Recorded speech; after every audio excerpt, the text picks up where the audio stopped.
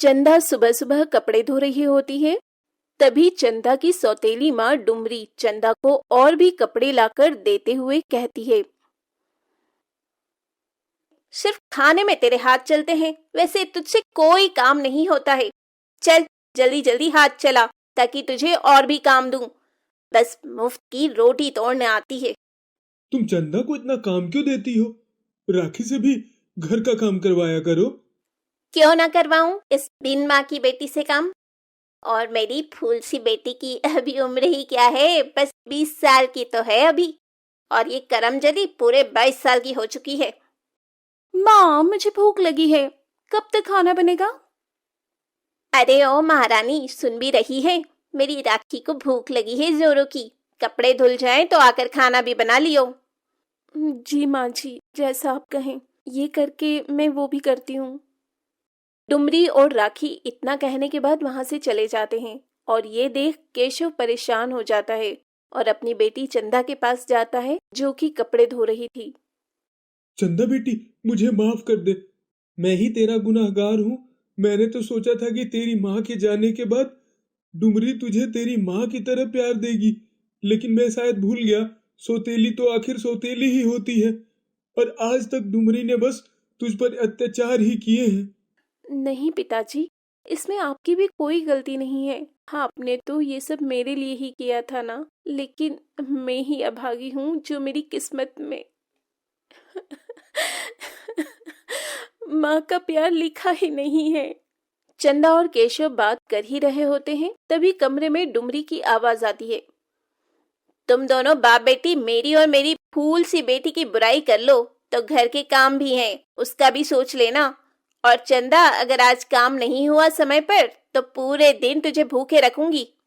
डुमरी चंदा से नौकरानी की तरह काम करवाया करती थी और तब भी उसे कई बार तो पूरा पूरा दिन भूखा रखा करती थी। ये देख डुमरी की पड़ोसन खुद से कहती है, बेचारी चंदा की फूटी किस्मत। जब से इसकी सौतेली माँ आई है तब से बेचारी का बचपन तो छिन गया था। अब जवानी में ये औरत इसे नौकरानी की तरह काम करवाती है। भगवान, बेचारी को अच्छा घर परिवार ससुराल दे। ऐसे ही समय बीत रहा होता है और एक रोज डुमरी अपनी बेटी राखी के साथ बाजार से आ रही होती है। तभी राखी अपनी माँ को कहती है, माँ, वो देखो, ये चंदा ही है ना? और वो लड़का कौन है जो चंदा का बार बार हाथ पकड़ रहा है? अरे वो करमजली तुझे कहाँ दिख गई? अरे हाँ, ये कौन है? कहीं इसका इसके साथ चक्कर तो नहीं चल रहा है? अगर ऐसा है तो आज मैं इसकी टांग तोड़ दूंगी।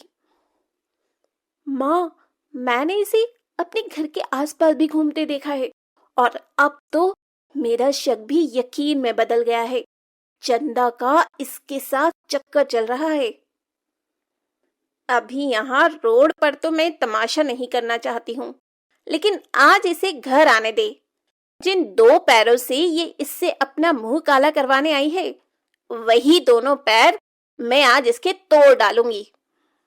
अब राखी और डुमरी केशव के कान भरकर चंदा के आने का इंतजार करने लगते हैं। चंदा जैसे ही घर आती है, डुमरी चंदा का बाल पकड़कर उसे दरवाजे से खींचकर घर के अंदर लाती है। अरे माँ, ये अब क्या कर रही हैं? माँ नहीं, मेरा बाल छोड़ो।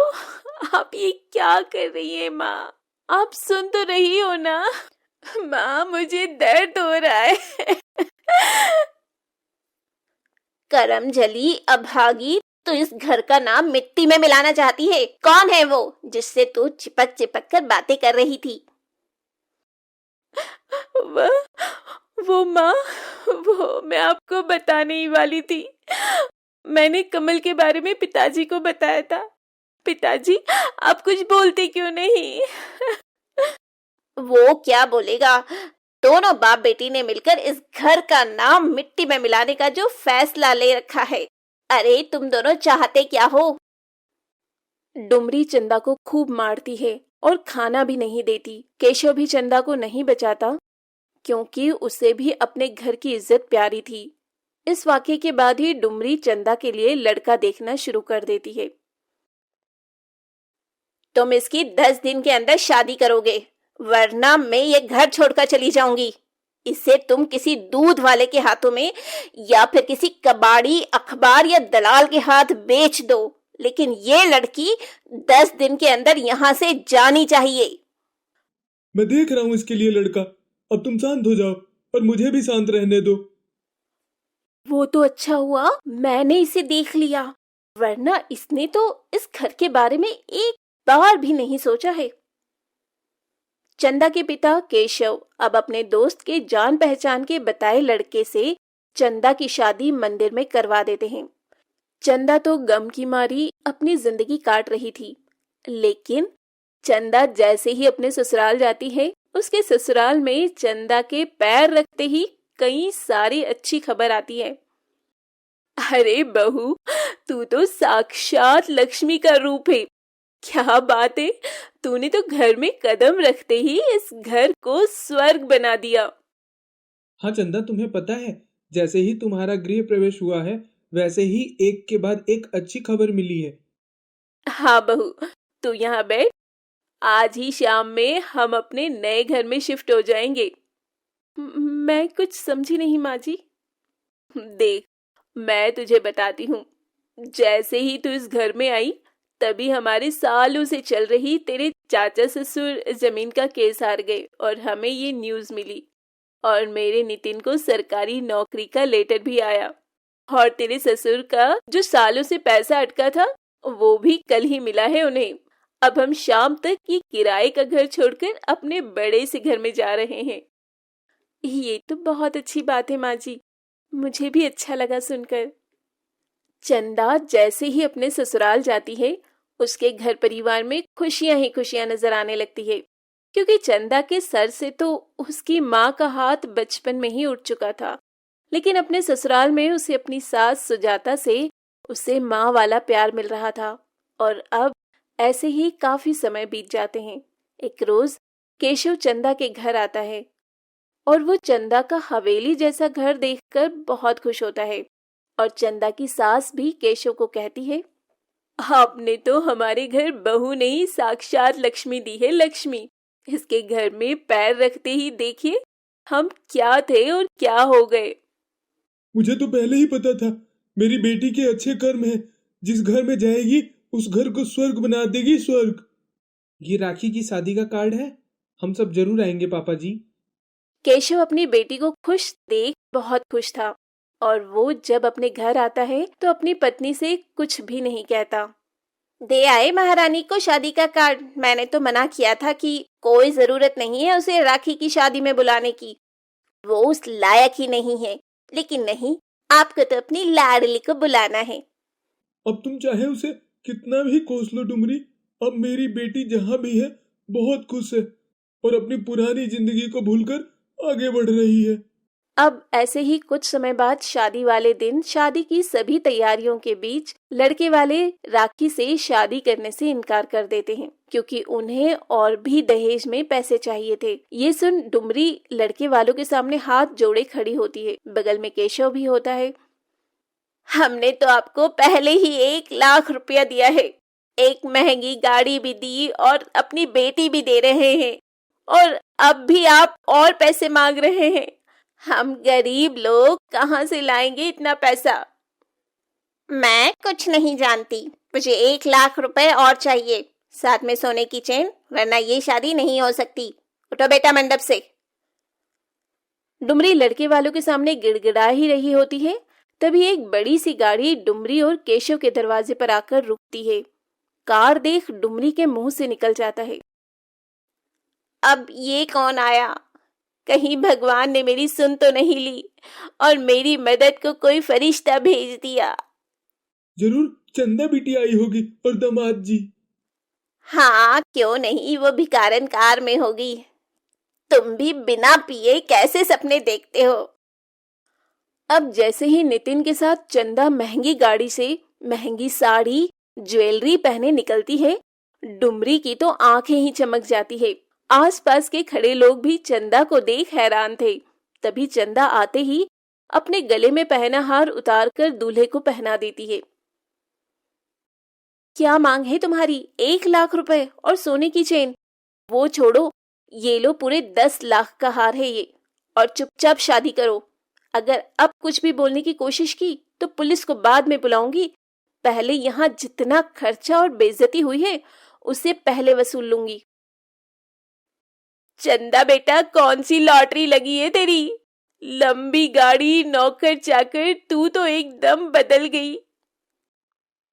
जब डुमरी को सब कुछ पता चलता है तो उसे बहुत पछतावा होता है, क्योंकि डुमरी की बेटी राखी की शादी आज चंदा की वजह से हुई, वरना लड़के वालों ने तो दहेज के चक्कर में डुमरी की बेटी राखी से शादी करने से साफ इनकार कर दिया था।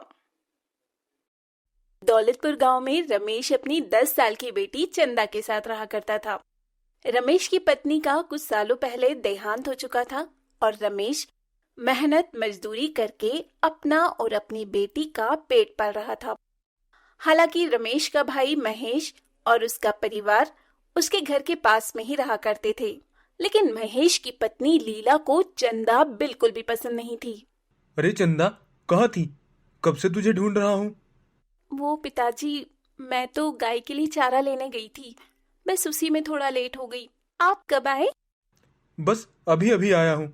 और तू इतना काम क्यों करती है? मैं आकर चारा ले आता। कोई बात नहीं पिताजी, आप भी तो काम पर से आकर थक जाते हैं ना, तो मैंने सोचा मैं ही कर लेती हूँ। और मुझे तो अब ये सब काम करने की आदत हो गई है। अरे रमेश, तेरी बेटी पढ़ने लिखने वाली नहीं है। कुछ दिनों बाद इसके हाथ पीले करवाने पड़ेंगे, वरना जैसे ये पूरे पूरे दिन घर से बाहर रहती है उस हिसाब से ये घर में नहीं टिकने वाली। तुम भी क्या बच्ची के पीछे पड़ी रहती हो? अरे हमारी चंदा तो तुमसे भी ज्यादा काम करती है। सुबह शाम का घर का खाना बनाना, खेतों से चारा लाकर गाय को खिलाना, यह सब कर लेती है हमारी बिटिया। और तुम तो बस घर के कामों में ही थक जाती हो। ठीक है, तुम घर जाओ, फिर मैं तुम्हें बताती हूँ कि मैं क्या क्या कर सकती हूँ और क्या नहीं। चंदा बहुत ही मेहनती थी। सुबह शाम घर का काम करने के बाद गाय को चारा डालकर भी चंदा अपने पढ़ाई के लिए समय निकाल ही लिया करती थी। ऐसे ही समय बीतता है और चंदा समय के साथ बड़ी हो चुकी होती है, लेकिन फिर भी उसका काम करने का तरीका नहीं बदलता। सुबह शाम खाना बनाना, शाम में खेतों से चारा लाकर गाय भैंसों को खिलाना, ये सब चंदा किया करती थी।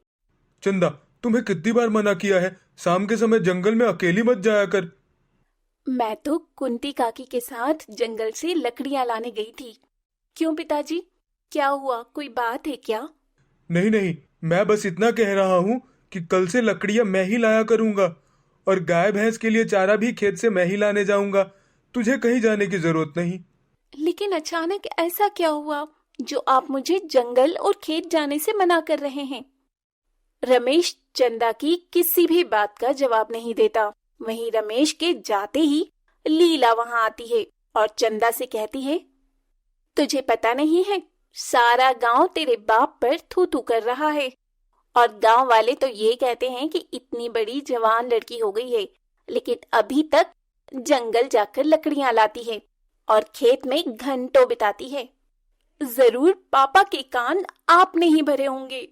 मैं तो काम से खेत में जाती हूँ और जंगल भी काम से ही जाती हूँ। न जाने आप लोगों के दिमाग में क्या ही चलता है। हाँ, तो अब तेरे बाप ने मना कर दिया है तो तुझे कहीं जाने की जरूरत नहीं है, क्योंकि जल्द ही अब तेरे पिता तेरे हाथ पीले करवाने वाले हैं। ये सुनकर चंदा को काफी बुरा लगता है कि कैसे गांव के लोग और उसकी चाची उसके पिता के कान भर रही हैं, लेकिन जल्द ही चंदा के लिए रिश्ता आता है। चंदा बिटिया, बाहर लड़के वाले आए हैं, सर पर दुपट्टा डालकर अच्छे से बाहर आ जा। रुक, मैं तेरी चाची को भेजता हूँ। अरे मैं आ ही रही थी, जा तू बाहर जाकर लड़के वालों को देख, मैं इसे लेकर आती हूँ। अरे सही से सर पर चुन्नी डाल और ज्यादा बोलने की जरूरत नहीं है। जितना पूछा जाए उतना ही जवाब देना। लड़के की माँ चंदा को देखकर उसके हाथ से चाय की ट्रे लेकर नीचे रख देती है और चंदा को बैठने के लिए कहती है। क्या नाम है और कितनी पढ़ी लिखी हो? जी चंदा नाम है और कॉलेज कर रही हूँ अभी तो। अच्छा, खाना पीना बनाना जानती हो? और शादी के बाद घर तो संभाल लोगी ना? अरे घर तो हमारी चंदा खूब अच्छे से संभालना जानती है। शाम में जंगल जाकर लकड़ियां काट कर लाती है और खेतों से गाय भैंस के लिए चारा भी यही लाती है। इतनी बड़ी हो गई है लेकिन काम करने में इससे तनिक भी शर्म नहीं। हर काम को बड़ी ही मेहनत से करती है। क्या? जंगल जाकर लकड़ियां काटना, खेत जाकर चारा लाना, इतनी बड़ी होकर ये सब करती है? अब क्या करे, बेचारी की माँ नहीं है तो उसे ही ये सब काम करना ही पड़ेगा ना। देखिए, हमें ऐसी लड़की चाहिए जो संस्कारी सुशील हो, लेकिन बिन माँ की बेटी है और पिता इसके घर पर ज्यादा समय रहते नहीं, खेतों में आना जाना है। खैर, हम सोच कर बताते हैं। इतना कहकर लड़के वाले वहां से चले जाते हैं। लड़के वालों के जाने के बाद लीला भी वहां से ये कहकर चली जाती है कि अरे रमेश, मैंने तुझे पहले ही कहा था कि लड़की जवान हो रही है, खेत जंगल मत जाने दिया कर। और बिन माँ की बेटी है तो लोग गलत समझते हैं। मैंने तुझे पहले ही मना किया था, खेतों में जाने की तुझे जरूरत नहीं। घर में रहकर घर का काम कर, कॉलेज जा, बस इतना ही। बाकी का काम मैं खुद ही कर लूंगा। अब अगले दिन लड़के वाले चंदा से शादी के लिए इनकार कर देते हैं।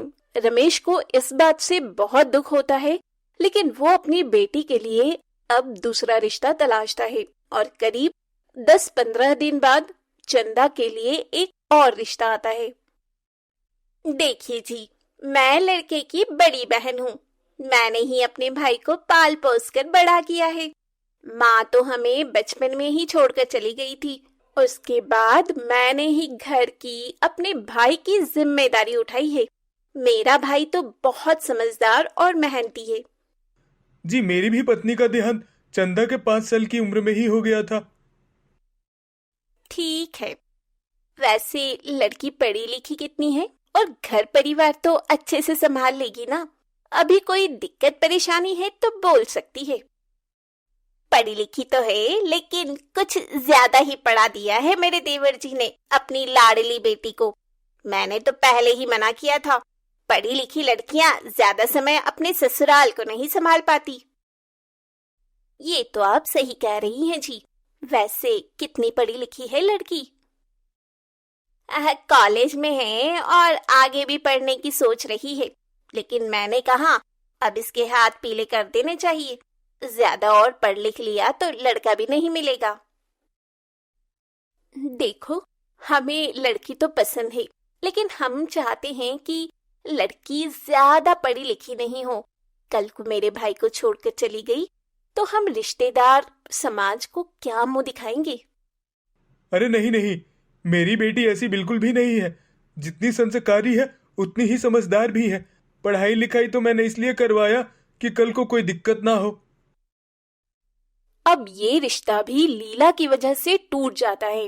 लीला और महेश दोनों ही खुश होते हैं कि उसने अपने भाई की बेटी का रिश्ता तोड़वा दिया। ऐसे ही ये सिलसिला चलता रहता है और चंदा के चाचा चाची की वजह से उसकी शादी टूटती रहती है। देखा, मैंने कहा था ना, मैं चंदा के इस रिश्ते को भी तोड़वा दूंगी। मैं भी तो यही चाहता था, रमेश की बेटी का रिश्ता टूट जाए।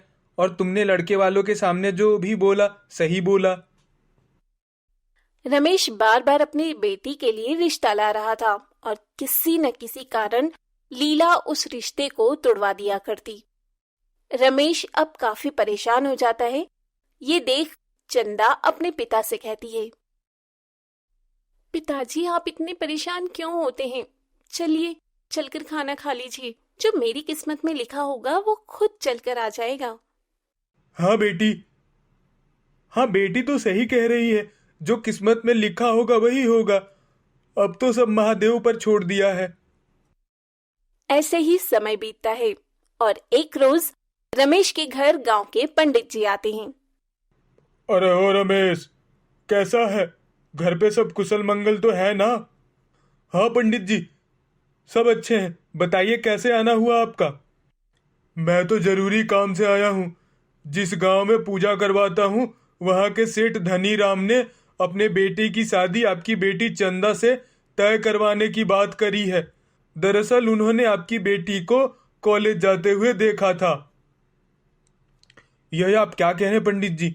सेठ धनी राम जी तो इतने धनी हैं कि वह अपने बेटे के लिए एक से बढ़कर एक लड़की ला सकते हैं, तो भला मुझ गरीब पर इतनी मेहरबानी क्यों?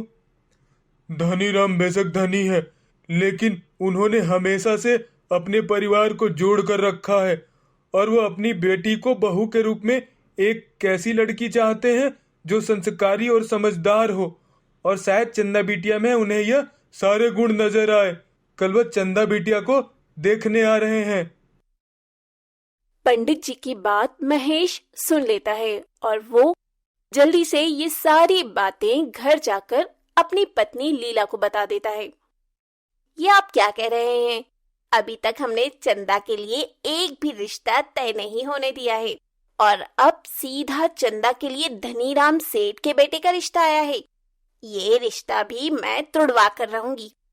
जाइए, दौलतपुर और खुशीपुर दोनों गांव के बीचों बीच पड़ने वाला बांध काट दीजिए, जिससे पानी बहने लगे और रास्ता बंद हो जाए। लेकिन मैं ऐसा करता हुआ पकड़ा गया तो गांव वाले मुझे गांव से निकाल देंगे। ऐसा कुछ भी नहीं होगा। ये काम आप रात में करेंगे और सावधानी से। अब अगले दिन रमेश सारी तैयारी के साथ सेठ धनीराम के परिवार और सेठ के आने का इंतजार करने लगता है। दूसरी तरफ सेठ और उसके परिवार दौलतपुर गांव के बांध पर पहुंचते हैं तो उन्हें बांध कटा हुआ मिलता है, जहां गांव के लोग मौजूद होकर बांध को ठीक करने में लगे थे, लेकिन बांध को ठीक करने में समय लगने वाला था। अरे भाई साहब, यह बांध कब तक ठीक हो जाएगा? हमें आगे गांव में जाना था। अरे सेठ जी, इसे ठीक होने में तो पूरा दिन लगेगा। यहाँ के लोग खुशीपुर गांव और खुशीपुर गांव के लोग दौलतपुर गांव में नहीं आ पा रहे। अच्छा ठीक है, लगता है दूसरे समय पर आना पड़ेगा। इतना बोलकर सेठ और उसका परिवार लौट जाता है और महेश बहुत खुश होता है।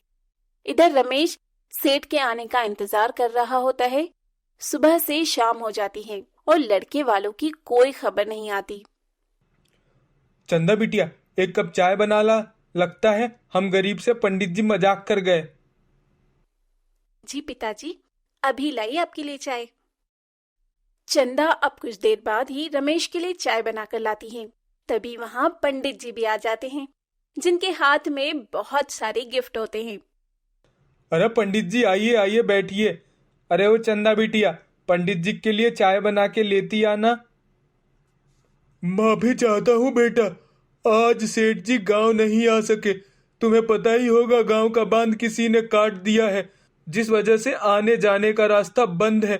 लेकिन सेठ जी ने बिटिया के लिए शगुन के तौर पर यह सामान भेजा है। अब ये रिश्ता पक्का समझिए। अच्छा, मुझे पता नहीं था कि गांव का बांध टूटा पड़ा है, और यह शगुन देने की इतनी भी क्या जल्दी थी। मिलकर सब कुछ हो जाता।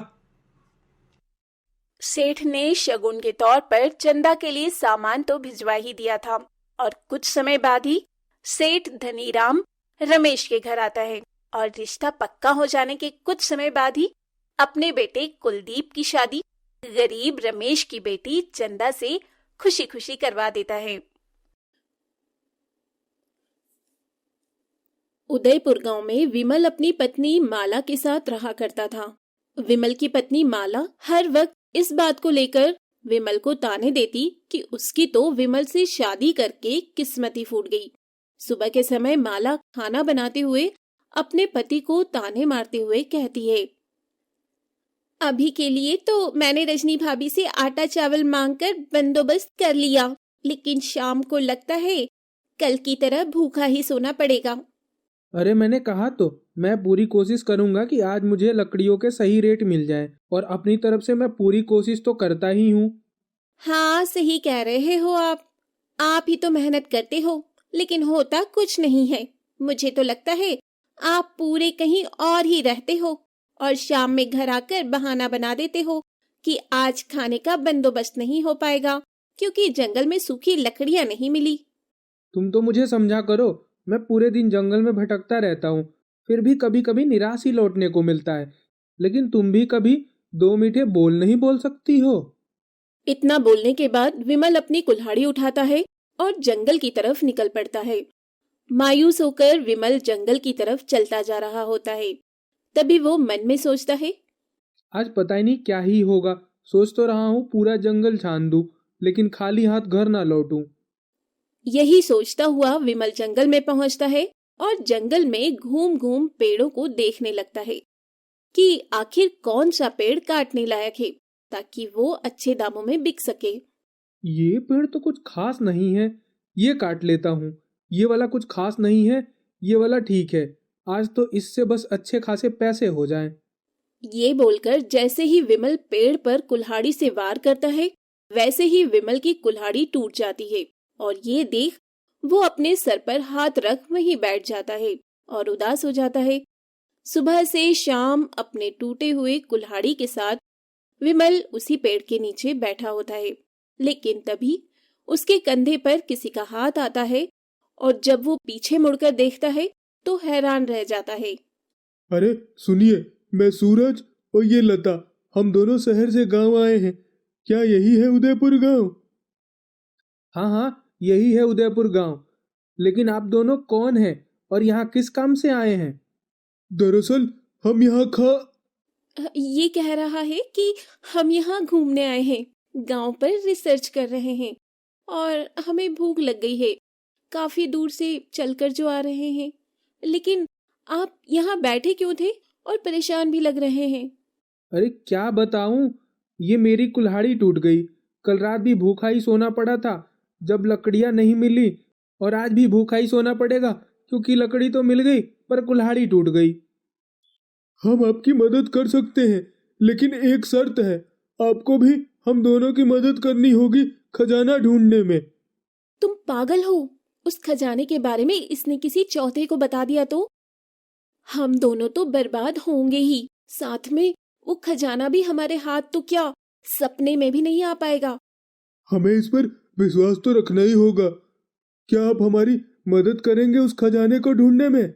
ऐसा नहीं है कि हम आपकी मदद नहीं करेंगे, बल्कि हम आपकी भी मदद करेंगे। इस गांव में खजाना है और हम जैसे अनपढ़ लोगों को इसके बारे में कुछ पता भी नहीं है। बल्कि आप शहर के रहने वाले शहर से यहाँ इतनी दूर इस गांव में खजाना ढूंढने आए हो, तो मैं आपकी मदद करूंगा पूरी ईमानदारी से। गांव के अनपढ़ लोग, बस एक बार खजाने का पता तो चल जाए, उसके बाद इसका हिस्सा तो क्या, इसके शरीर का हिस्सा भी इसके घर वालों को मिलना नामुमकिन हो जाएगा। आप लोग मेरे घर चलो, कल सुबह ही मैं आपको उस जगह ले जाऊंगा जहाँ का आप मुझे नक्शा बता रहे हैं। ठीक है, लेकिन ये पैसे तुम रखो।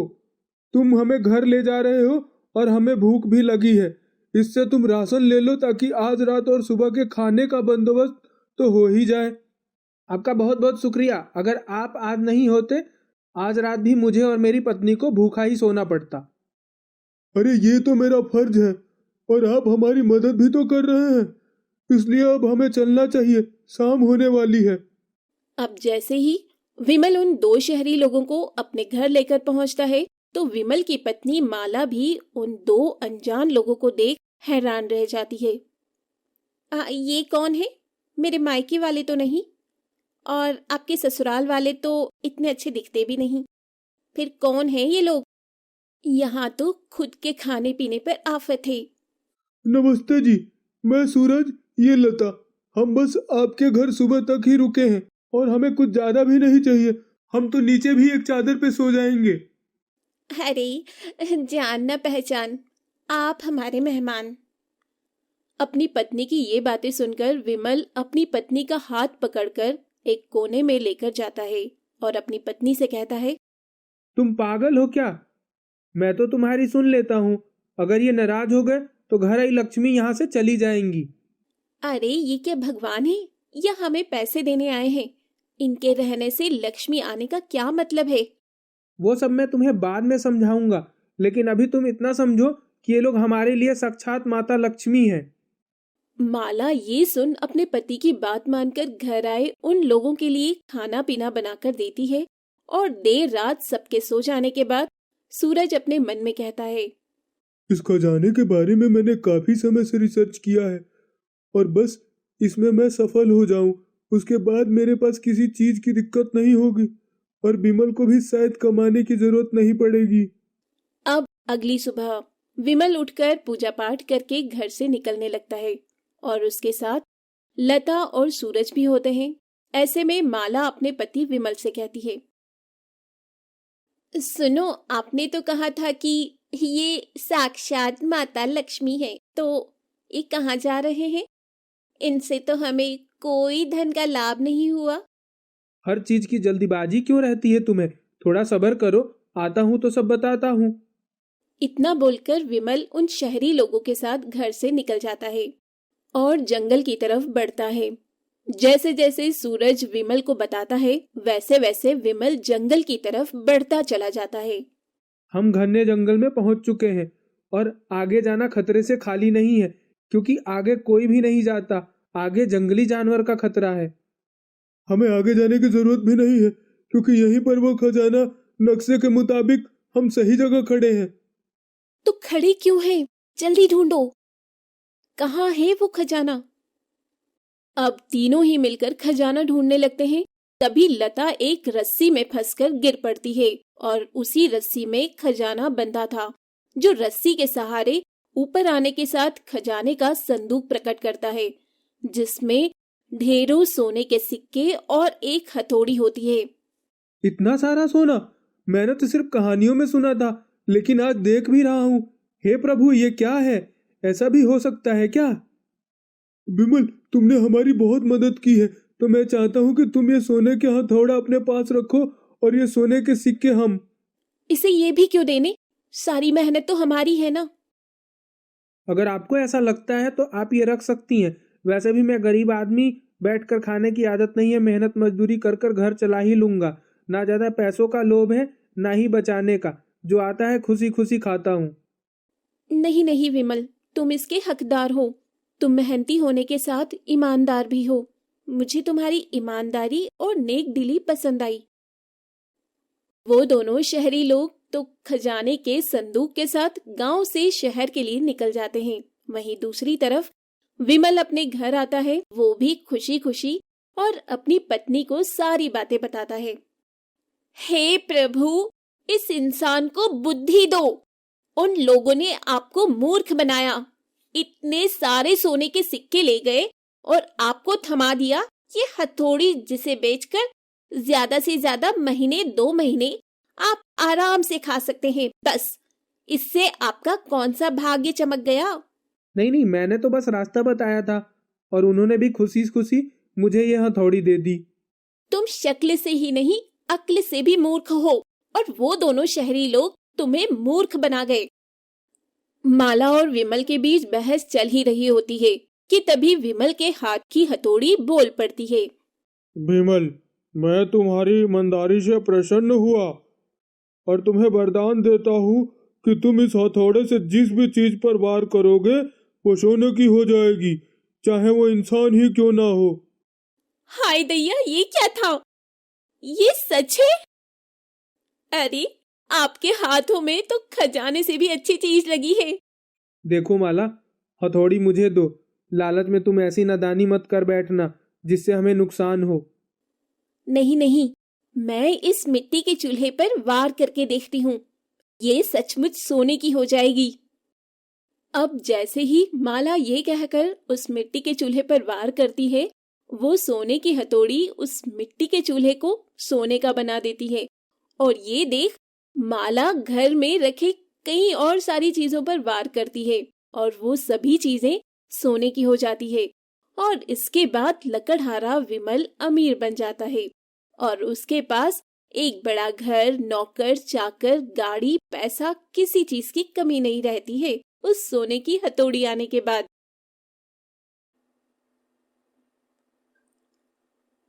समंदर के किनारे पर बसे रामपुर नाम के गांव में बहुत कम लोगों की जनसंख्या थी।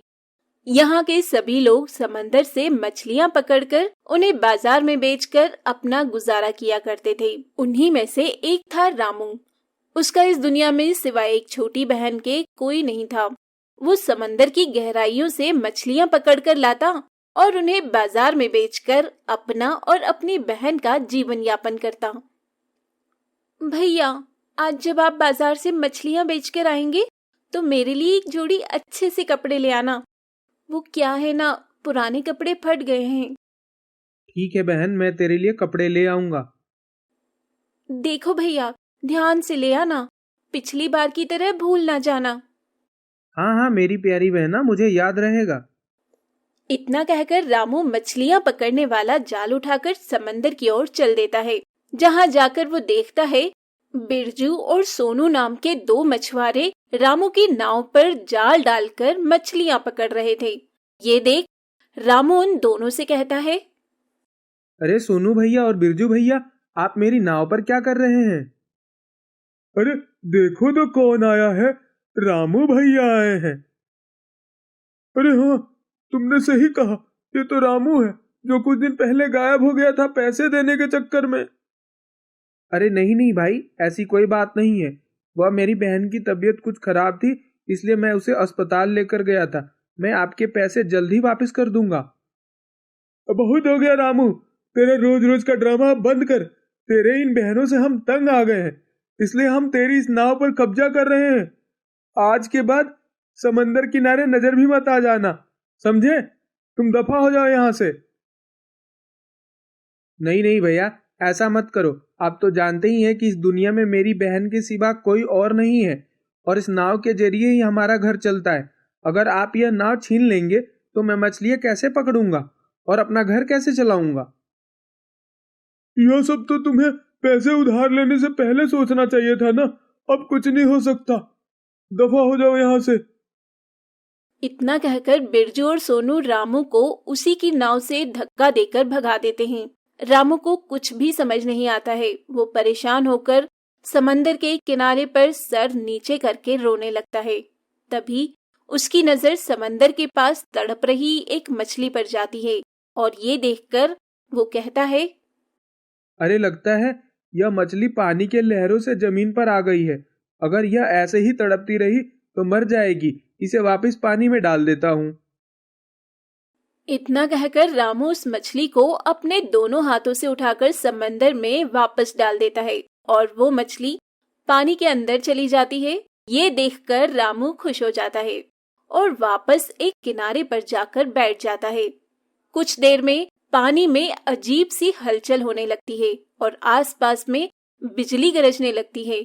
ये देखकर रामू बहुत डर जाता है और जल्दी से अपने घर की ओर भाग जाता है। अरे रामू भैया, आज तो आप बहुत जल्दी आ गए। और ये क्या, आप तो खाली हाथ आए हैं। मैंने आपको कुछ कहा था लाने के लिए, क्या आप फिर भूल गए?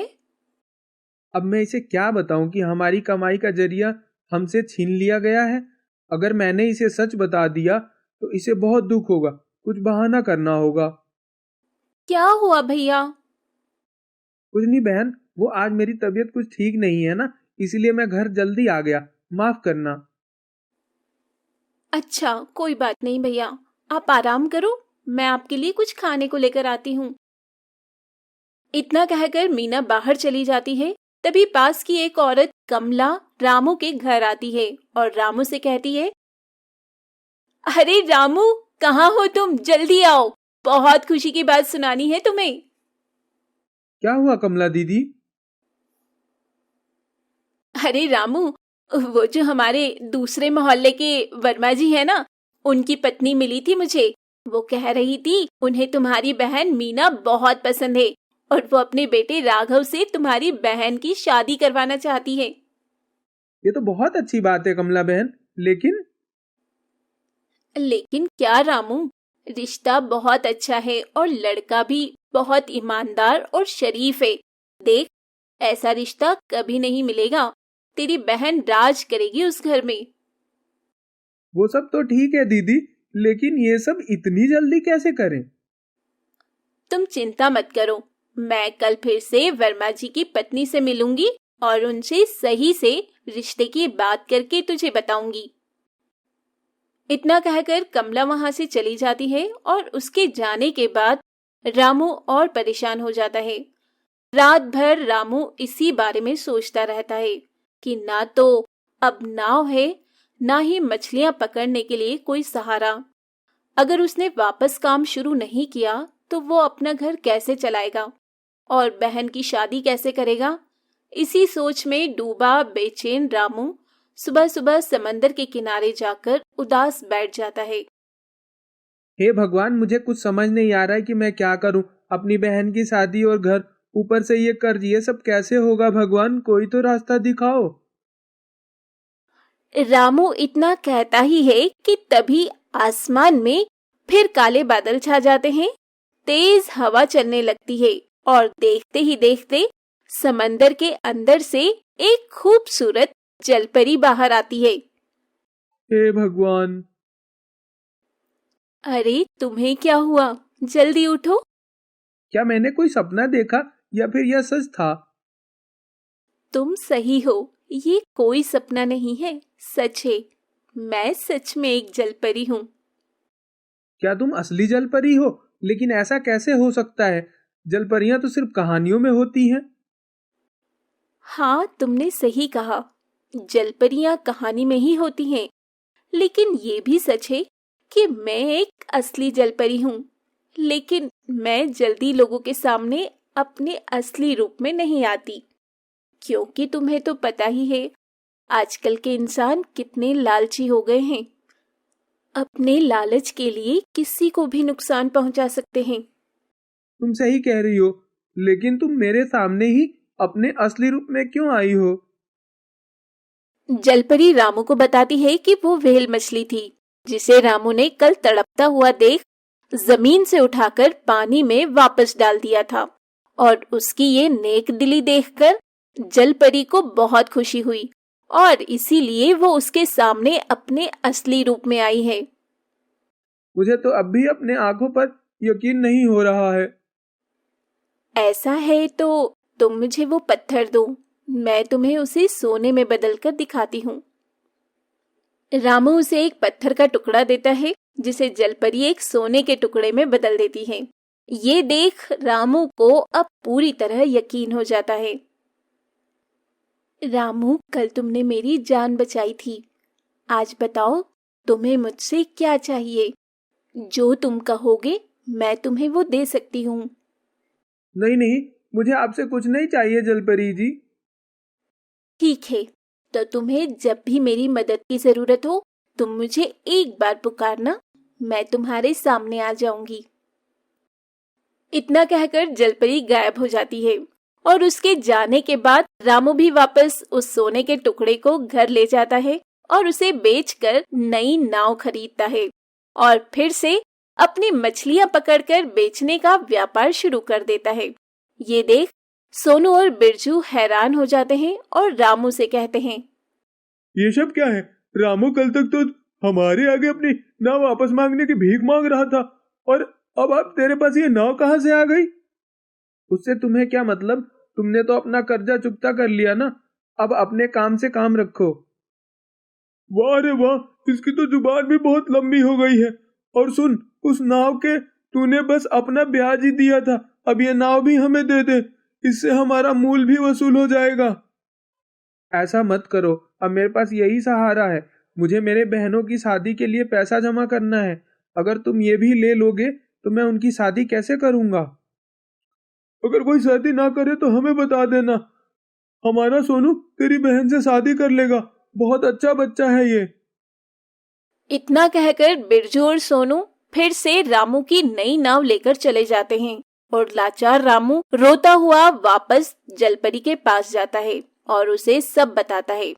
ये सुनकर जलपरी रामू को एक मोती देती है और कहती है, रामू, तुम इस मोती को अपने घर के बीचों बीच कहीं दफन कर देना और चैन की नींद सो जाना। अगली सुबह तुम्हारी जिंदगी पूरी तरह से बदल जाएगी। ठीक है जलपरी जी, अगर ऐसा है तो मैं यही करूंगा। इतना कहकर रामू वहां से चला जाता है और घर जाकर जैसा जलपरी ने कहा वैसा ही करता है। अगली सुबह उसकी बहन मीना उसे हैरानी से उठाती है और जैसे ही रामू की नींद खुलती है वो खुद को एक आरामदेह बेड पर पाता है और उसके सामने एक बड़ा सा घर था। ये सब बिल्कुल एक सपने की तरह था। देखिए भैया, ये सब क्या हो गया? अचानक सब बदल कैसे गया? ये हमारा घर नहीं है, फिर ये जादू कैसे हुआ? तू नहीं समझेगी पगली। रामू से जलपरी की सच्चाई बताता है। ये सुन मीना हैरान भी थी और खुश भी थी कि अब उनके जीवन के सभी दुख खत्म हो जाएंगे और रामू भी अपनी इकलौती बहन की शादी धूमधाम से करवा सकता है। और तो और अब उसे किसी का कर्जा भी नहीं देना था। वहीं जलपरी अपने जादू से सोनू और बिरजू को रामू को परेशान करने की सजा देती है कि वो दोनों ताउम्र समंदर में यहाँ से वहाँ बस भटकते रहेंगे। पूजा और योगेश शादी के मंडप में बैठे 7 जन्मों के कस्मे वादों के साथ शादी के बंधन में बंधने जा रहे थे। जहाँ पूजा और योगेश अपनी नई शादीशुदा जिंदगी की शुरुआत करने के सपने देख रहे थे, वहीं योगेश की माँ सुषमा पूजा के पिता श्यामलाल से बार बार एक ही बात कह रही थी। अरे भाई साहब, कहाँ रह गए आपके पैसे? लड़की का कन्यादान होने जा रहा है, लेकिन अब तक दहेज के पैसे नहीं आए हैं। बस मैंने अपने छोटे भाई को कहा है, वह लेकर आता ही होगा। अब तब तक बाकी की रस्में पूरी करवाइए। अरे समधी जी, इतनी भी क्या जल्दी है? एक बार पैसे आ जाने दीजिए, शादी ब्याह तो हो ही जाएगा। कौन सी लड़की भागी जा रही है आपकी? लेकिन मुहूर्त तो निकलता जा रहा है ना। मेरा छोटा भाई किशन लाल आता ही होगा। उन्हें आ जाने दीजिए, तब तक मैं कुछ खा पी लेती हूँ। देखो जरा क्या कुछ बनवाया है बारातियों के लिए। जी जरूर समधन जी, आइए आप बैठिए, मैं आपके लिए खाना मंगवाता हूँ। इधर पंडित जी बार बार मुहूर्त निकला जा रहा है कहकर मंत्रों को बीच में ही रोक दे रहे थे, लेकिन सुषमा श्यामलाल को अपनी बेटी पूजा का कन्यादान करने ही नहीं दे रही थी। देखिए समधन जी, पंडित जी का भी कहना है कि मुहूर्त निकलता जा रहा है। आप मेरी बात समझने की कोशिश कीजिए। बस मेरा भाई आता ही होगा, थोड़ा सा समय और दे दीजिए उसे। अरे बड़ी लंबी उम्र है समधी जी, आपके भाई की आ ही गए। पूरा कैश तो है ना, पूरे 5 लाख। जी जी, पूरा बंदोबस्त कर दिया था मैंने। मेरी बेटी की शादी में कोई कमी नहीं रहे, इसलिए मैं अपने घर तक को गिरवी रख दिया है। अब बेटी पैदा की है तो इतना फर्ज तो बनता है ना आपका कि आप अपने आप को गिरवी रखें या अपने घर को। क्यों समधी जी, कुछ गलत तो नहीं कहा ना मैंने? जी नहीं नहीं समधन जी, अब मैं कन्यादान की रस्म पूरी करता हूँ। सुषमा का बेटा पढ़ा लिखा और अच्छी नौकरी करता था। सुषमा ने अपने बेटे की शादी के लिए लड़की वालों से 5 लाख रुपए कैश, घर का सामान और एक कार दहेज की मांग की थी, जो श्यामलाल जैसे तैसे पूरा करता है। अब पूजा भी शादी करके अपने मायके से ससुराल आती है। श्यामलाल तो सोचता है उसने अपने बेटी को इतना कुछ दिया है कि उसकी सास उसे कुछ भी नहीं कहेगी और हमेशा ही उसे अपनी पलकों पर बैठा कर रखेगी। लेकिन सुषमा इतनी लालची थी कि दूसरे दिन से ही उसके मन का लालच और भी बढ़ता जा रहा था। अरे बहू, कल पग फेरे की रस्म है तो तेरे बाप को बोल देना कि यहाँ से 10 लोग जाएंगे, उनका खाना पीना बन जाना चाहिए और सभी को शगुन में नए कपड़े और 1000 रुपए तो दे ही दें। लेकिन माँ जी, पग फेरे की रस्म में तो सिर्फ लड़की जाती है, लड़के के रिश्तेदार नहीं। और ये कौन सा रिवाज है जिसमें पैसों के साथ कपड़े देने पड़ते हैं? हमारे यहाँ तो यही रिवाज है, इसीलिए पहले से बता रही हूँ। अच्छा माँ जी, अगर ऐसा है तो कोई बात नहीं, इस पग फेरे की रस्म को रहने ही देते हैं। मेरे पिता ने अभी अभी आप लोगों को इतना कुछ दिया है कि उनका हाथ खाली हो चुका है। वो 10 लोगों का खाना पीना, कपड़े और शगुन के तौर पर 1000 रुपए नहीं दे पाएंगे। हाँ हाँ, तेरा फकीर बाप जब बेटी के ब्याह में खर्च नहीं कर सकता था तो बेटी को जन्म ही क्यों दिया? खैर छोड़ो, अब तक उसने जितने भी सामान दहेज में दिए हैं सारे लोकल हैं, कोई काम का नहीं लग रहा। माँ जी, मैं समझती हूँ, उन्होंने जो भी दिया है कर्ज में आकर दिया है, जैसा भी दिया है अपनी तरफ से अच्छा दिया है। आप ऐसे कैसे बोल सकती हैं? जो देख रही हूँ वही बोल रही हूँ, लेकिन तेरी जुबान भी दूसरे दिन से ही कुछ ज्यादा चलने लगी है। पूजा अपनी सास की बातें सुनकर समझ जाती है कि उसकी सास एक नंबर की दहेजखोर लालची औरत है। ऐसे ही समय बीत रहा था। एक रोज सुषमा के कमरे का एसी खराब हो जाता है। सुषमा अपने बेटे योगेश से एसी ठीक करवाने की बात कहती है। माँ, आपको पता है ना शादी में कितना खर्च आया है। बेशक हम लड़के वाले हैं, लेकिन खर्च तो हमारा भी हुआ है, और अभी मेरी तनख्वाह भी नहीं आई है, तो इन सब पर खर्च करने का आप सोचो भी मत। हाँ बेटा, ये भी तू सही कह रहा है। चल, इसका भी उपाय मैं करती हूँ, तू अभी ऑफिस जा। योगेश के ऑफिस निकल जाने के कुछ देर बाद हॉल में पोछा लगा रही पूजा से सुषमा कहती है, अरे बहू, अब तक तेरा काम नहीं हुआ? तेरे बाप को बुलाया था घर पर, आता ही होगा। अगर आए तो नाश्ता पानी करवा कर भेजना। लेकिन पिताजी आ रहे हैं, उन्होंने तो मुझे कुछ बताया ही नहीं कि वो मुझसे मिलने आ रहे हैं। तेरे बाप को मैंने यहाँ तुझसे मिलने नहीं बुलाया है, बल्कि तेरे बाप से कहा था कि घर का एसी खराब हो गया है, बेटी के लिए इतना तो कर ही सकता है। मैं समझी नहीं माँ जी, क्या आप मेरे पिताजी से नया एसी मंगवा रही हैं, वो भी अपने कमरे में लगवाने के लिए? हाँ, बड़ी जल्दी समझ आ गई। चल अच्छा है, मैं जा रही हूँ कांता के घर, थोड़ा काम है। तेरा बाप आए तो बिना नाश्ता पानी के मत भेजना, वरना कल को बदनामी होगी। लेकिन माँ जी, मेरे पिताजी से जितना हुआ उन्होंने उतना तो किया ही ना, तो अब आप उन्हें और क्यों परेशान कर रही हैं? क्या उन्होंने दहेज में कोई कमी छोड़ी है? लड़की का बाप जितना दे उतना कम है, चाहे वो ताजमहल ही क्यों ना दे दे, और लड़के वाले जितना ले उतना कम है। ये बात तू नहीं जानती क्या बहू? चल अभी घर के काम पे ध्यान दे, मेरी बातों पर नहीं। इतना कहकर सुषमा अपनी पड़ोसन कांता के घर चली जाती है। कुछ देर बाद श्यामलाल अपनी बेटी के ससुराल आता है। अरे पूजा बेटी, कैसी है? घर में सब ठीक तो है ना? बाहर तो धूप भी बहुत तेज है। पिताजी, आप आ गए?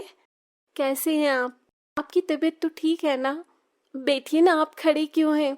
मैं आपके लिए ठंडा पानी लेके आती हूँ। बेटी सब ठीक है, वह तो बस मैं तेरे लिए एसी लेकर आया हूँ। दहेज में मैंने तुझे पंखा कूलर तो दिया, लेकिन एसी नहीं। अरे पिताजी, इसकी क्या जरूरत थी? और मुझे अच्छे से पता है ये आप अपनी मर्जी से नहीं लेकर आए हैं, आप पर दबाव बनाया गया है। नहीं नहीं बेटी, कैसी बातें कर रही है तू? मैं ये तेरे लिए ही लेकर आया था। पूजा अपने पिता की बात सुनकर किचन में पानी लाने जाती है। तभी श्यामलाल किसी से फोन पर बातें कर रहा होता है। मालिक, जल्द पैसे दे दूंगा, अभी मैं बेटी के घर आया हूँ, ज्यादा बात नहीं कर सकता, माफ कीजिएगा। मैं घर आते ही आपसे मिलने आता हूँ, बस कुछ दिन और। पिताजी लीजिए पानी। और किसका फोन था? आप इतने परेशान क्यों हैं? बताइए क्या बात है? आप मेरी शादी के बाद कर्ज में आ गए हैं, मुझे पता है, इसलिए आप इतना परेशान हैं। अरे अरे, तुझे चिंता करने की कोई जरूरत नहीं है, सब हो जाएगा। और समधन जी कहाँ है? कहीं नजर नहीं आ रही है? मैं चलता हूँ, यह एसी उन्हें दिखा देना। पूजा तो सब जानती थी कि उसके पिता बिना बोले ये एसी नहीं लाए हैं, बल्कि उसकी सास ने इतना दहेज लेने के बाद भी उसके पिता को प्रताड़ित कर रखा है, और पूजा भी दहेज की बढ़ती मांग से प्रताड़ित हो रही थी। एक रोज सुषमा हॉल में बैठी टीवी देख रही होती है, तभी टीवी अचानक बंद हो जाता है। सुषमा बहुत कोशिश करती है, लेकिन टीवी नहीं चलता। तभी सुषमा पूजा के पिता श्यामलाल को फोन लगाकर कहती है, अरे समधी जी, कैसे हैं आप? आपने एसी तो बड़ा अच्छा दिया है, ठंडी ठंडी हवा आती है। बस मैंने तो आपको इसीलिए याद कर लिया कि मेरा मनोरंजन नहीं हो पा रहा है, अभी अभी टीवी खराब हो गया है, सोचा आपको बता दूं, आप भिजवा दें अपनी बेटी के लिए टीवी। 1 मिनट माँ जी। पिताजी आप फोन रखिए, मैं बाद में बात करती हूँ। और माँ जी अगर आपने गलती से भी मेरे पिताजी के हालचाल लेने के लिए भी अब फोन किया तो मुझसे बुरा कोई नहीं होगा। देख रहा है योगेश, तेरे सामने ही तेरी पत्नी मुझे धमका रही है। आपको जो समझ में आए वो समझिए माँ जी, लेकिन मेरे पिताजी अब आपको कुछ भी नहीं देंगे दहेज में। वैसे ही आपने सामान से लेकर पैसे तक लिए हैं और मेरे दहेज का सामान आपने अपनी बेटी के लिए भिजवा दिया है। और जो चीज खराब हो रही है वो आप मेरे पिताजी से मंगवा रही हैं। क्या ये गलत नहीं है? माँ, आज मैं आपको कुछ नहीं कहूँगा। पूजा बिल्कुल ठीक कह रही है। तू इसकी बातों में बता, अगर इसे यहाँ से जाना है तो जाए, मैं नहीं रोकने वाली। मैं तेरी दूसरी शादी करवा दूंगी और वहां से भी इससे 2 गुना दहेज मिलेगा। माँ जी आपको जैसा सही लगे, लेकिन मैं इस घर को छोड़कर जा रही हूँ। मैं अपने पिता पर और बोझ नहीं बन सकती। मैं अपने मायके भी नहीं जाऊंगी, लेकिन जहाँ जाना होगा मैं चली जाऊंगी। मैं भी तुम्हारे साथ हूँ, तुम चिंता मत करो। मैं तुम्हारे साथ 7 जन्मों के कसमों वादों के साथ 7 फेरे लिए हैं। सुषमा अपने लालच की वजह से अपने बेटे को खो देती है, क्योंकि पूजा के घर से जाने के साथ ही योगेश भी पूजा के साथ चला जाता है और इस बात का सुषमा को बहुत पछतावा होता है। हालांकि वो अपने बेटे को मनाती भी है, लेकिन योगेश नहीं मानता। वो भी अपनी माँ के रंग को काफी समय से नोटिस कर रहा था। इसीलिए कहते हैं लालच बुरी बला है। ये कहानी है राम की, जो अपनी झोपड़ी के बाहर इधर उधर टहल रहा होता है। उसके माथे पर शिकन साफ नजर आ रही थी। उसके चेहरे का पसीना देख साफ पता चल रहा था कि वो किसी टेंशन में है।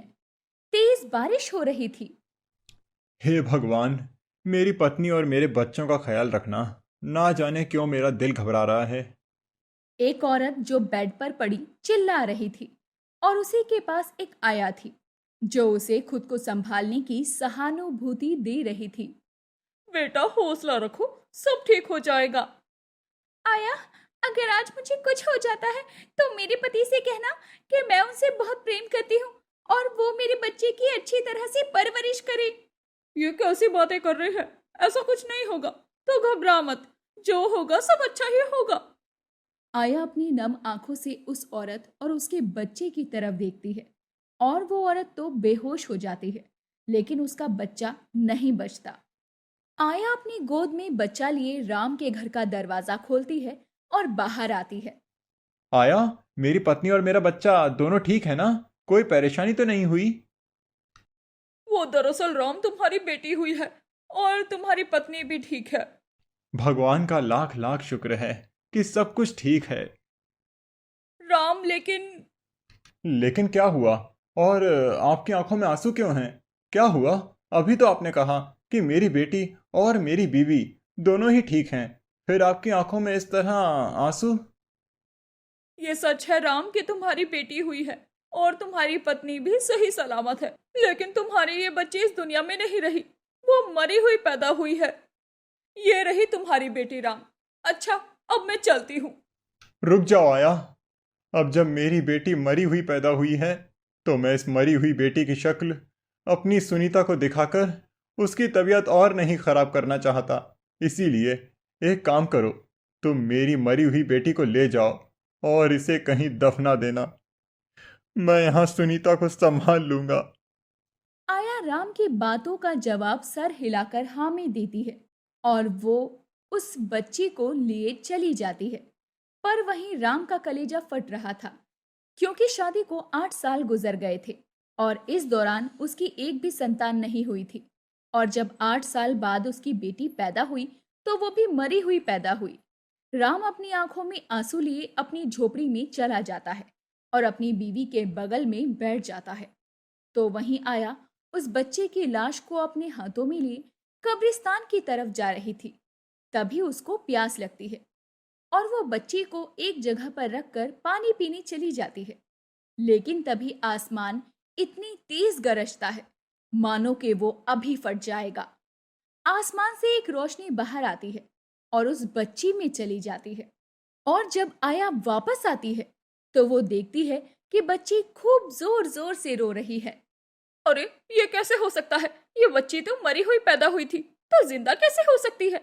जो भी है, मैं इस बच्ची को वापस नहीं लेकर जा सकती, क्योंकि मैं उन लोगों को कह चुकी हूँ कि उनकी बच्ची मर चुकी है। अगर मैं इस बच्ची को वापस लेकर गई तो लोग मेरे काम पर शक करने लगेंगे। ऐसा करती हूँ, इस बच्ची को किसी के दरवाजे पर छोड़ देती हूँ। आया उस बच्ची को हाथ में लिए एक सेठ के घर के दरवाजे पर छोड़ देती है। वो बच्ची बहुत जोर जोर से रो रही थी। उसके रोने की आवाज सेठ और सेठानी की नींद को तोड़ देती है। अजी सुनते हैं, ऐसा लग रहा है जैसे हमारे दरवाजे पर कोई बच्चा रो रहा है। जाइए ना, दरवाजा खोलकर देखिए कि कौन है बाहर।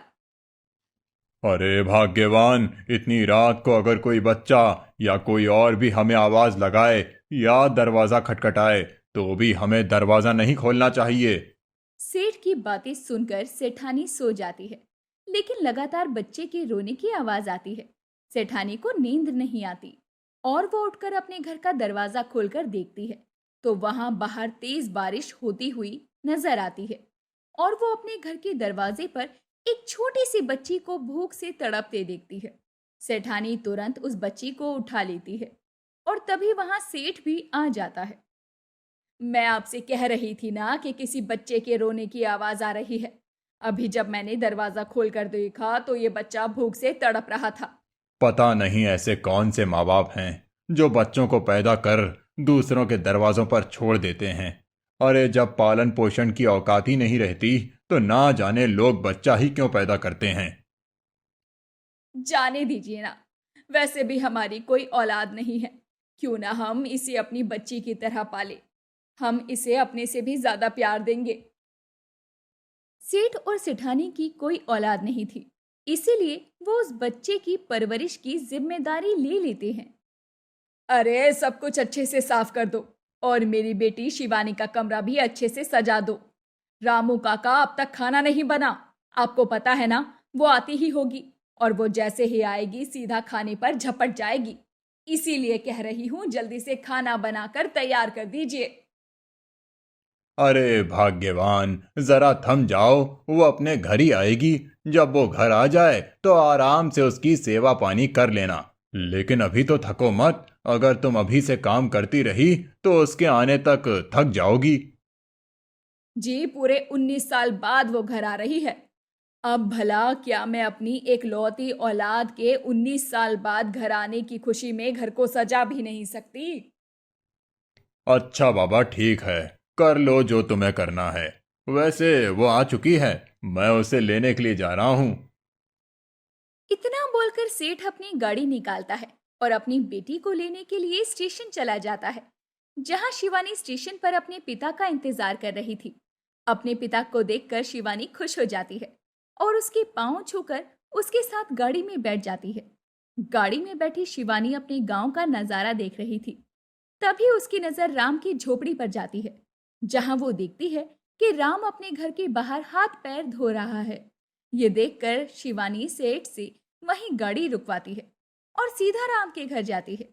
शिवानी के साथ सेठ भी जाता है और सेठ को देखकर राम बोला, अरे सेठ जी, आप यहाँ आइए, आइए अंदर आइए।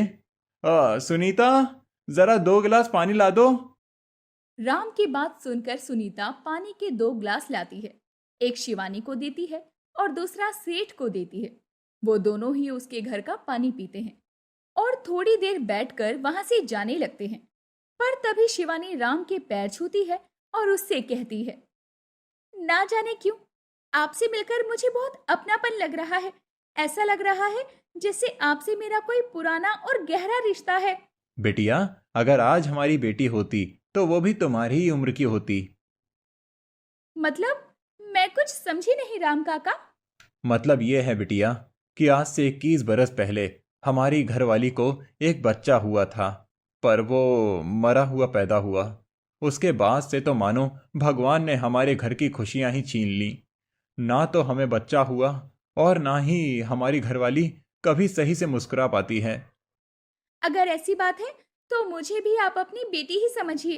मैं भी तो 21 साल की हूँ। अगर आपकी बेटी होती तो वो भी मेरी उम्र की होती, इसीलिए मुझ में आप अपनी बेटी को देख सकते हैं। शिवानी की बात सुनकर राम और सुनीता दोनों के ही चेहरों पर एक मुस्कान आ जाती है।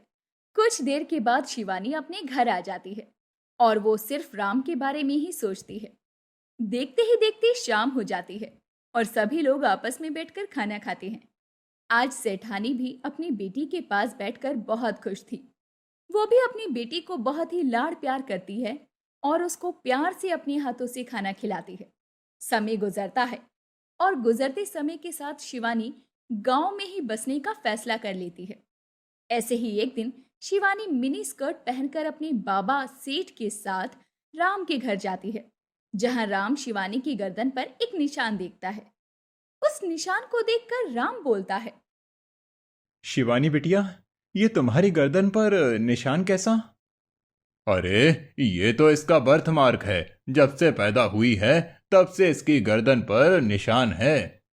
माफ करना सेठ जी, लेकिन जैसा निशान शिवानी की गर्दन पर है, ठीक वैसा ही निशान इनकी गर्दन पर भी है। इनकी तो कुछ कुछ हरकतें भी शिवानी जैसी लगती है। देखने से लगता ही नहीं कि ये आपकी बेटी है। सुनीता की बात सुनकर सेठ बेचैन हो जाता है और वहां से कोई ना कोई बहाना देकर जाने लगता है। पर सेठ अपने घर नहीं जाता। वो सीधा उसी आया के पास जाता है जो गांव में हर गर्भवती औरत की डिलीवरी करवाती थी। वो उसके पास जाता है और उससे सवाल जवाब करता है। देख आया, सच बता, तूने किसके घर की औलाद मेरे दरवाजे पर लाकर रख दी? क्योंकि इस गांव में बच्चा पैदा करने वाला कोई और नहीं बल्कि तू है, इसीलिए सच बता। सेठ की बात सुनकर आया उसकी सारी सच्चाई बता देती है। ये सुनते ही सेठ की आंखें नम हो जाती है। वो अपनी आंखों में आंसू लिए अपनी पत्नी के पास जाता है और उसको सारी बात बता देता है। नहीं जी, ऐसा नहीं हो सकता। अगर शिवानी को पता चल गया कि राम उसका असली पिता है तो हमारा क्या होगा? शिवानी तो उसके पास चली जाएगी। हमने उसे बहुत नाजों से पाला है। मैं उसे ऐसे खुद से अलग नहीं कर सकती। ये तो मैं नहीं चाहता, लेकिन जिस तरह सच मुझे पता लगा, अगर ये सच शिवानी को पता चल गया तो वो हमें छोड़कर चली जाएगी। एक काम करते हैं, मैं आया को पैसे दे देता हूँ, वही गांव छोड़कर चली जाएगी और हम लोग शिवानी को कभी भी राम से नहीं मिलने देंगे और ना ही उसे ये सच बताएंगे। अगर उसे ये सच पता चल गया कि वो हमारी नहीं बल्कि राम की बेटी है तो वो हमें सच में छोड़ देगी। सेठ और सेठानी आपस में बातें कर रहे थे, पर वो इस बात से अनजान थे कि दरवाजे पर खड़ी शिवानी ये सब कुछ सुन रही है। आज शिवानी को जब ये पता चला कि वो उनकी असली बेटी नहीं है बल्कि उसकी असली माँ बाप तो कोई और है। उसके असली माँ बाप राम और सुनीता हैं। लेकिन शिवानी के मन में सेठ और सेठानी से दूर होने की जरा भी भावना नहीं आती और वो अपने माँ बाप के पास जाकर उन्हें समझाते हुए कहती है, माँ, पापा, आप लोगों ने ये कैसे सोच लिया कि मैं आप लोगों को छोड़कर जाऊंगी? ये जानने के बावजूद कि मेरे माँ बाप आप नहीं बल्कि राम काका और सुनीता काकी हैं। भले ही उन दोनों ने मुझे पैदा किया हो, लेकिन पाल पोस कर मुझे आपने बड़ा किया है। इसीलिए मैं न सिर्फ उनकी बल्कि आपकी भी बेटी हूँ। शिवानी सेठ और सेठानी से बहुत प्यार करती थी, पर वो इस बात को नहीं झुठला सकती थी कि राम और सुनीता भी उसके असली माँ बाप हैं। माँ, पापा, जिस तरह आप मेरी माँ बाप हैं, ठीक उसी तरह राम और सुनीता काकी भी मेरे माँ बाबा हैं। उन्हें भी सच के बारे में पता तो चलना चाहिए ना कि मैं उनकी बेटी हूँ, क्योंकि मैं अपनी आंखों से उन्हें अपने बच्चे के लिए तड़पते हुए देख चुकी हूँ। नहीं शिवानी, मैं तुझे वहां नहीं जाने दूंगी। अगर तू वहां चली गई तो तू वापस लौटकर कभी नहीं आएगी। मैं जानती हूँ उन दोनों को। जब ये बात उन दोनों को पता चलेगी कि तू उनकी बेटी है तो वो तुझे मेरे पास कभी नहीं आने देंगे। माँ, ऐसा क्यों सोचती हो? मैं आपको कह रही हूँ ना, मैं आपको छोड़कर कहीं नहीं जाऊंगी। लेकिन वो भी तो मेरे माँ बाप हैं। उन्हें भी तो अपनी बेटी को देखने का पूरा हक है। इसीलिए उन्हें भी ये बात पता होनी चाहिए कि मैं उनकी बेटी हूँ। प्लीज ना, मुझे मत रोकिए। मैं उन्हें सच बताने के लिए जाना चाहती हूँ। इतना बोलकर शिवानी अपने घर का जैसे ही दरवाजा खोलती है, तभी उसकी आंखों के सामने सब कुछ धुंधला धुंधला उसे नजर आता है और थोड़ी ही देर बाद वो बेहोश होकर नीचे गिर जाती है। शिवानी को बेहोश होकर नीचे गिरता देखकर सेठ और सेठानी काफी घबरा जाते हैं, जिसके बाद वो तुरंत उसे अस्पताल ले जाते हैं। साथ ही सेठ रामलाल और उसकी पत्नी को भी हॉस्पिटल बुला लेता है। वो उन्हें ये खबर दे देता है कि शिवानी की अचानक तबीयत खराब हो गई है और वो बेहोश होकर नीचे गिर गई है। भले ही राम और सुनीता को ये नहीं पता था कि शिवानी उनकी बेटी है, लेकिन जैसे ही उन्हें ये बात पता चलती है कि शिवानी बेहोश होकर नीचे गिर गई है, वो तुरंत अस्पताल पहुंच जाते हैं। सेठ जी, अचानक से शिवानी को क्या हो गया? कल तक तो वो अच्छी खासी थी, लेकिन एकदम से उसकी तबीयत कैसे खराब हो गई? पता नहीं राम, अब डॉक्टर आएंगे तभी कुछ हो सकता है।